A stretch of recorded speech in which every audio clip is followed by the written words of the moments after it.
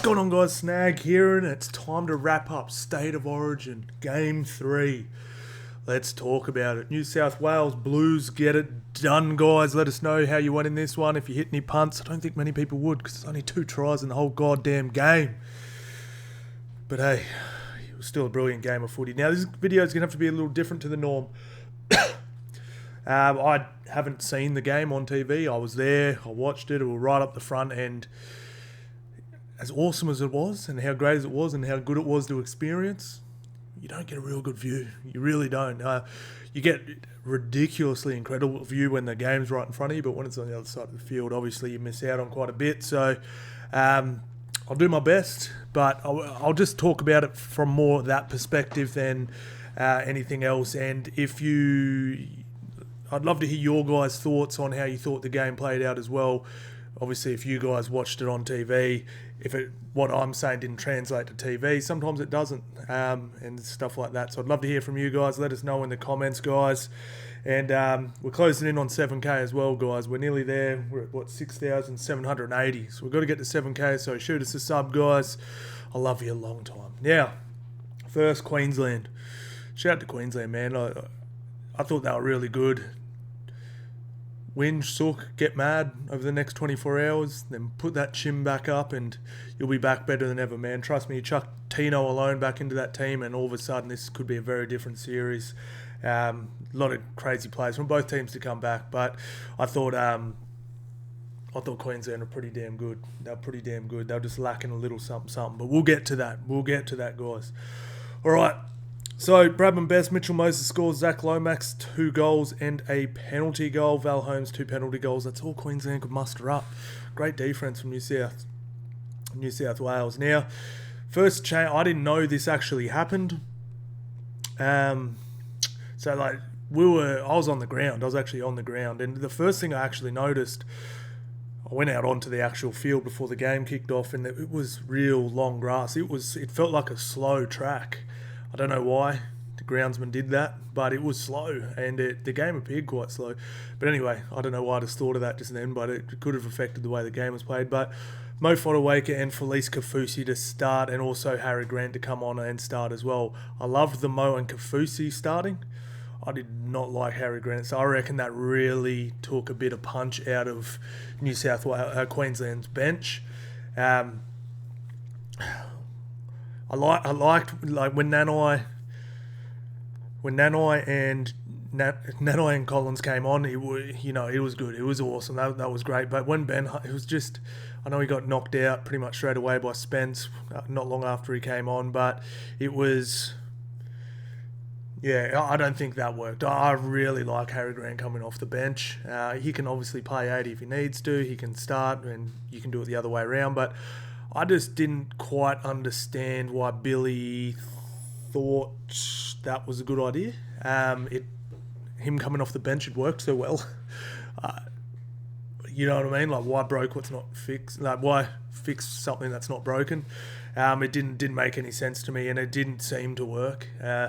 Again, Collins and Nanai coming on, that looked great. I thought that was actually pretty impactful. You definitely noticed when Lindsay came on, he was really good.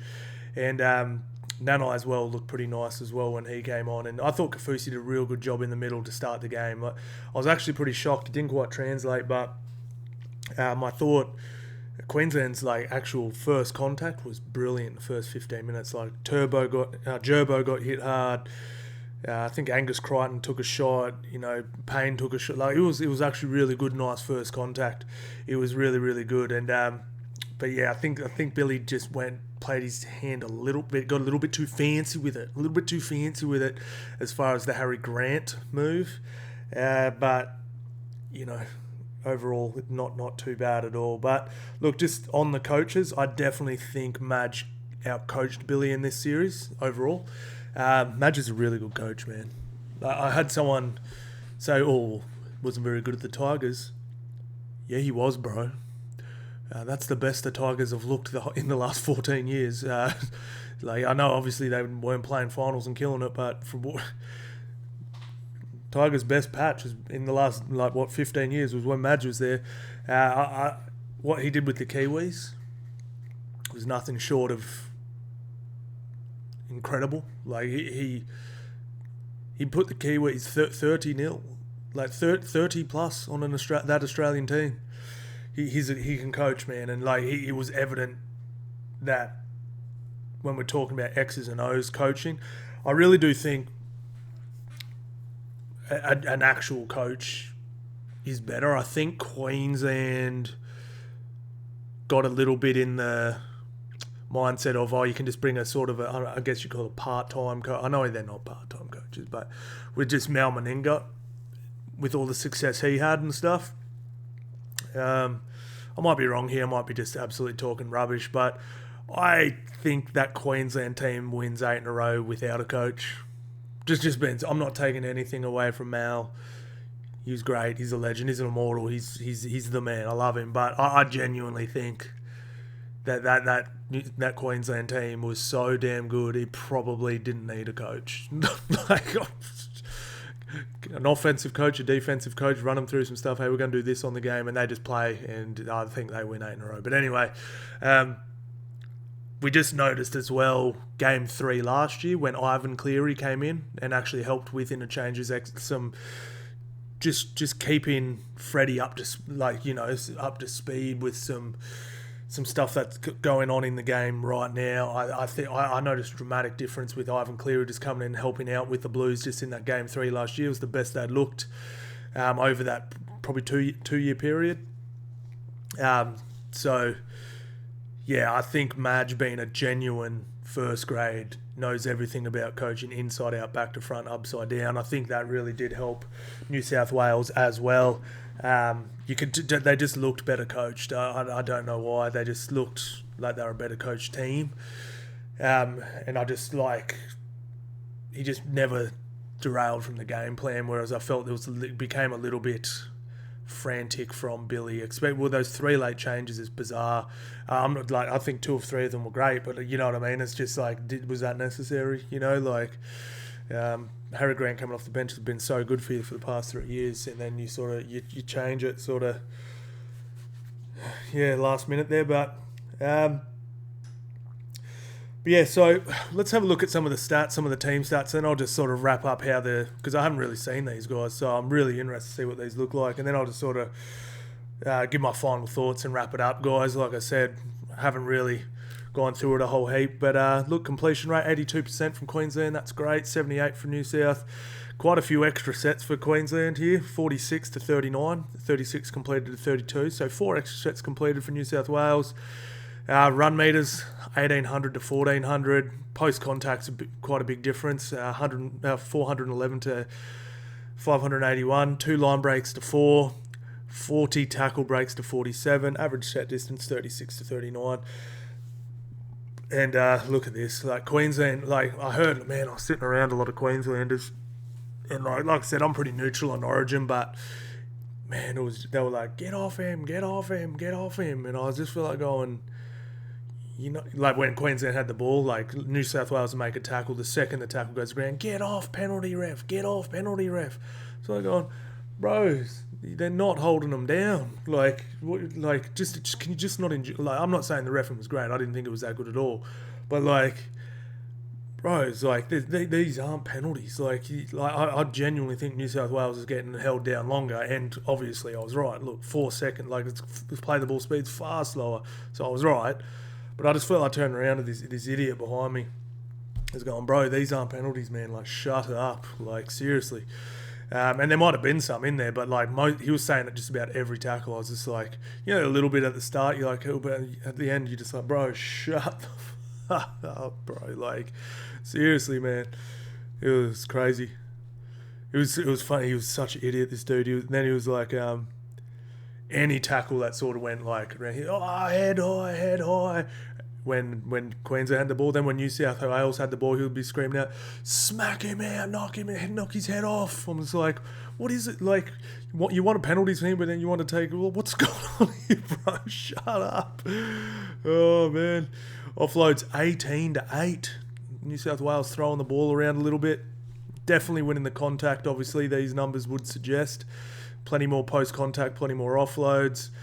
What else? We've got 24 to 25 kicks. Kicking meters, big from Cherry's boots, massive, man. 400. I'll tell you what, Reese has a pretty big boot too. Forced dropouts 3-2. What else we got here? Tackle efficiency 84-86. Like this was the nuts part. So tackles made, a full extra 100 tackles made by Queensland. Real gutsy effort from Queensland. 47 missed tackles, which is enormous, to 40, which is pretty damn big too. But the big number for me is this one here, this ineffective tackles. I don't know how what they quite classify ineffective tackle. You know, whether it is you sort of half hang on and they sort of half get out of you and they get a quick play. I don't know how they calculate what that is exactly. But, like, what I see is an inefficient tackle where pretty much you sort of don't really get... Like, you either bounce off and then re-grip, or you don't either get them to ground, or you're sort of hanging on for dear life and they get like a 1 second play of the ball. You know, like... Queensland did a lot of those, and 30 on top of your 47 missed tackles is ridiculous. So what's that? That's 77 sort of either missed or ineffective tackles. It's out of 400 is a lot.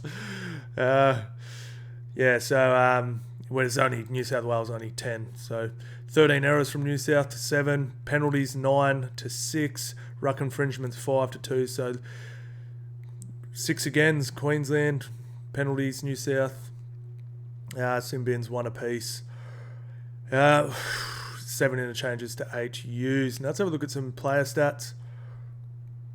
Alright, so let's have a little look-see here. So there's not going to be much in the offense for New South, but Reece, he looked like he was in the wars out there, eh? I don't know what was happening with him, but he got put on report as well for kicking Crichton in the head, so...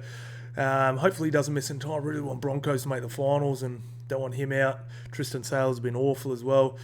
Selwyn Cobbo got folded in the first bit and he didn't quite look the same. He got absolutely folded, and then he had a carry where Reece Walsh got tackled sort of right in the corner, and then Selwyn Cobbo, this was very un-Queensland, very poor to be honest. The next carry sucks. But Selwyn Cobbo, instead of running straight and just taking his medicine, ran sideways and got tackled back in goal. Not good enough at Origin, man. That wasn't good enough from Selwyn. And then that just kept the pressure on Queensland. I thought Hamiso looked good, but I tell you what, Angus Crichton, yeah, he looked better. Just put it that way. Like Selwyn's... I think Hamiso's just a straight fullback. I think Hamiso's a better fullback than Reece, man. And I love Reece, huge fan, but Hamiso, to me, his best position far and away is fullback. I thought Val was strong. I thought he took nice, tough carries. Dearden was just like, Dearden out of the whole Queensland team was, to me, like, it's funny, sometimes TV, it doesn't translate, sometimes it does, but Dearden, to me, was out and out the best player for Queensland. Like, Dearden, I got a whole new respect. I'd never rated him that high. I was like, he's good defender, not much. His defense, I was shocked how good it was. His contact was incredible, but also just he's way quick. He's way more dangerous than he looks, man. Like, he's a really good footy player. Paddy's always solid, 164. Lindsay, 53 metres. I mean, tons of effort. Ruben, 94, but not a ton of metres here. Kalen Ponga came on and he came on a really good time when they were attacking, but then sort of ended up just having to defend. We'll have a look at their missed tackles and stuff. So we'll come across. We'll have a look who did most of those missed tackles. All right, here we go, guys. Ruben Cotter, 7 missed tackles, 1 ineffective. Jesus. Tommy Dearden only had 1 missed tackle, getting absolutely a few inefficients, which I guess would have been those ones I was talking about where he's just hanging on for dear life. But absolutely, that's just ridiculous, man. Cherry Evans, 3, but look, man, I'll be honest, Angus Crichton, I think anyone D'ing up on him would have missed at least 3 tackles. Jesus Christ. Dan Gagai, just my honest thing, like, when, I don't want to bag him, but when everyone was like, State of Origin Gags is here, State of Origin Gags is here, I, like, sort of talking about, like, the way New South Wales fans talked about Trell Mick coming back. not close. He looked his age. He looked 33. He looked slow. He was gasping for air. He was strong. I'm not like ripping him. He did not have a horrible game, but he looked out of his depth. He just I don't think that Origin Gags is there anymore. I think he's still a really, really good, solid club centre. But yeah, he there was time he was just gasping for air on, like, because he was on my side obviously for half the game. I was sitting there and just watching him gasping for air on the sideline, on the edge. Just he had nothing, and it was just like, there's 30 minutes to play in the second half. I was like, Jesus. But yeah, Ruben Cotter's got to be better. Just such a small body. Harry Grant, 40 tackles, 2 misses. Wow. Who else had a big game? Ruben Cotter, 53. So he missed 7, but Jesus Christ, he made 53. Who else? Felice. 7 tackles made? How's that work? Kalen Ponga, 6. Kalen Ponga missed 6 tackles. Kalen Ponga missed 6 tackles. He was on for 15 minutes. Wow. That's crazy. I don't remember him missing that many. I definitely saw him miss a few, but 7 in like 15 minutes? Jesus Christ. Right, New South. Let's see where these... Dylan Edwards, 243 metres, 60 post contact. Brian Tortle, 154, sleepy. Brian Tortle was the best winger I've ever seen ever. Like, man, it was funny when that sort of like fight broke out. I think Ruben Cotter grabbed Tortle. I don't know. I just love Tortle so much. I felt like going on punching on with Ruben Cotter. How can you be mad at Brian Tortle, man? Brian Tortle's just the funniest. He's like a big kid. Never talking trash. He's a fun, lovable dude, and he's getting growls. So I just want to go on and start swinging on Ruben Cotter, man. I love Cotter, but Jesus, leave my boy Tortle alone. Zach was stolid. Zach was gasping too, man. There was a point at Zach got the best kick chase in the game, and a bomb went up. And when I saw Zach not chasing it, I was like, oh, he's gassed. He loves chasing a bomb. Mitchell Moses, so elite, so elite. Anyone that obviously the Mitchell Moses chat, like, don't think he's a good player, so you can sit down now. He just put in one of the best performances, State of Origin, in a very long time from a half. Like, literally came in and just saved New South Wales skin. One line break, try, absolutely brilliant. Jakey, not many minutes, but just solid in what he did do. Robson, I thought he was pretty nice. Payne Haas, 120. He was good. But look, this is the thing too, man. Like, I thought this was Payne's best series, and really, really good. But I'm telling you now, I don't think he would have had as good as the series if Tino was there. To me, Tino just has always owned Payne at Origin, and I think Payne's, he's going to get his accolades, and shout out to him. He's been so good, and he was brilliant in this series.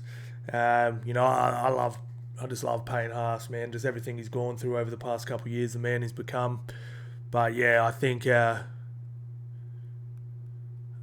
Tino gets him if he plays like that. Like, I think Tino's just so much better on D. Like, he'll smack you. Like, he'll stop you in your tracks.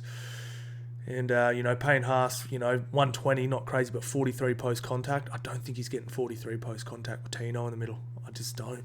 And flags. Ooh. It all become scary. Lee Martin was good without being great, but Angus Crichton, like I said, I think he might be the best second rower I've ever seen. Like, considering how good he was, went off the rails a little bit with his mental health stuff. Shout out to him for getting that all sorted out and being so open about it and coming back. And he was by far the strongest forward on the park, including the middles, including Payne, including Jay, including he's just every single. It was like, to me, it looked like that kid like playing under 15s, and he's already got his grown man strength, and everyone else is pretty athletic, pretty strong, but he's just on another planet. He is so good, man. And Isaiah Yeo came on, did his job. Barnett was good, and Spencer Lino was just he being at the game, it was actually crazy. It was actually crazy to watch, man. Like, when Spencer Lino came on the park, like, just think about it. Like, Payne, Haas, and Jake were in the middle, right? when Spencer Lenu came on, because obviously when you watch it on TV, you just see, the square bit, the edges are cut off. When Spence came on, Queensland's, where's my camera? Queensland's line just shrunk and just became, all this space just opened up on the edge because you have to be close together. You can't one-on-one. You need three bodies to stop that dude. He gets to full speed in like 3 steps. Like I've seen a lot of rugby league games live. I have never seen anyone like the Spencer Lenu ever. I've never seen someone that big, that strong, that powerful get to the full speed, pretty fast full speed. He's not slow. In like 3 steps, and just like his first carry just bursts through the line, and he just trips over himself, and otherwise he would have literally been running in. Who does that? He did it in game 2. He just came on, just skittled his first. He's a psychopath, man. He could. He's seriously on one, man. But yeah, so let's have a look at some of these missed tackles numbers. This will be interesting. Numbers are a lot better. Still plenty of missed tackles here, though. Mitch Moses, 6. Bradman Best, 7. But there's a few gaps in here. There's a few players with none, which is what you like to see. Payne Haas never misses tackles. 30 tackles, no misses. Jesus Christ. Not even ineffective. Jake, the same. That's just so good. Like, your 2 starting front rowers have 100% of tackle efficiency. That is ridiculous, bro. Reece Robson, 32, 5 misses, few too many there. Liam Martin, I don't remember him being a liability. He always has a few because he sprints off the line. Crichton a few as well. Cam Murray a few, and then that's nuts. New South Wales bench didn't miss a tackle. Oh, hang on, Spencer missed 2. So Connor Watson, Isaiah Yeo, Mitch Barnett, and Spencer Lenu come on and miss 2 tackles between all 4 of them.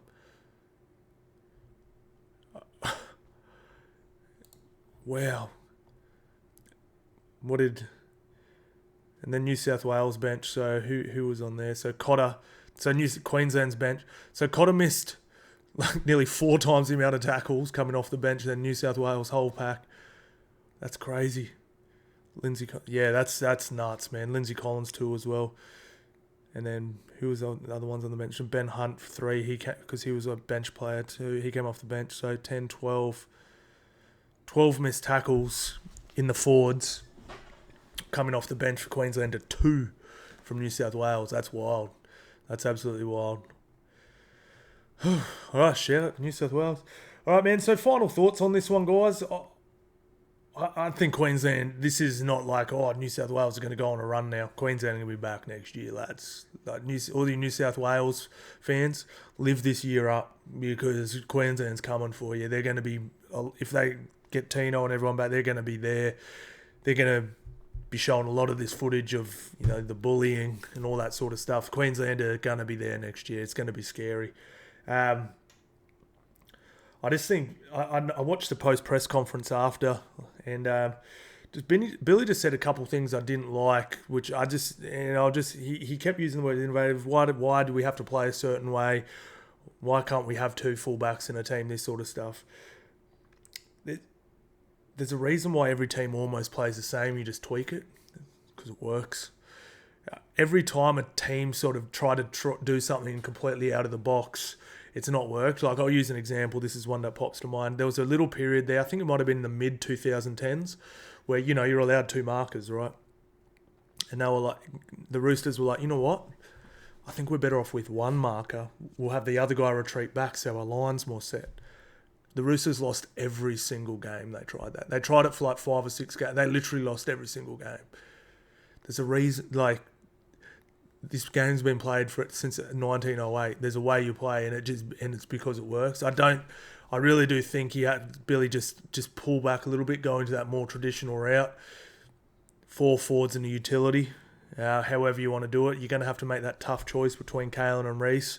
I know you love them both, but that's just my opinion. Do as you want, Billy. You're a smarter man than I. But to me, it didn't really work. But the main thing is if Billy, like I said, if Billy has his full complement of players, they're a better team. Small problem though. The Blues also have Nathan Cleary, who's the best player in the world, coming back. Him and Moses in the halves together. Ooh. Good luck. But yeah, like this is huge for New South Wales too, because over the next 4 or 5 years, there's probably going to be deciders at Suncorp. They now know they can go win one. So that's pretty important as well for the Blues. It can be done. But yeah, it was just... I felt like Queensland really matched it with them physically for about 60 minutes. And then, like just I said, being there, it looked like they really started to fall off tackles and a lot of guys were blowing. I don't think they could match it with New South Wales physically. I'll just be straight up. I think, like just looking at players, right, if I had to name who looked biggest and strongest in order, I think in the first 10 players I named, there would have been 9 New South Wales players. Just their players looked bigger, faster and stronger. Queensland spirit, Queensland grit, whatever you want to call it, really gritted and got in there and going to do all that sort of stuff as a team. But New South Wales dead set, like Spence, Barnett, like it was just like the only player I'd probably put in the top 10 there as far as big, athletic, strong, looked like they could overpower was like Carrigan and Dearden. Like that Breast, Crichton, Lomax, it was just pain. Crichton, Barnett when he came, Spence, it was just like the individual players from New South Wales look better now, which is, we've known that for a while, but quite often it doesn't translate. But that's what it looked like to me. It looked like New South Wales genuinely did have more big, powerful guys running harder, and it just sort of overwhelmed Queensland, and they were able to hang in there and swarm and do all that stuff for about 60 minutes. But I'm telling you, I was close and I was looking. There was Queenslanders gasping for air, like in the last 15 minutes of that game. To say the game went for 100 minutes, I think the Blues score another 2 or 3 tries. Queensland might have got 1 too, but they did. Yeah, it's a lot of effort. You know what I mean? When the guys are bigger and stronger than you can match it for a while, but can you do it for 80? And that's sort of what I say about Penrith. Like Moses Leota and Fisher Harris are the best forward rotation in the game. Heaps of teams match it with them for 20. The problem is Fisher Harris and Moses Leota are still tackling and running as hard in the 71st minute as they are in the first. And you're just watching the other team, whoever it was matching it with them, they just can't hang. And that's what it sort of looked like to me. But anyway, what a series, what a game. Shout out to New South Wales. Queensland, don't hang your heads for too long. You'll get over it. You'll be back better than ever. And if you made it this far, guys, you know what that means. You're absolute legends. Thank you all so much for watching, and I'll see you in the next one.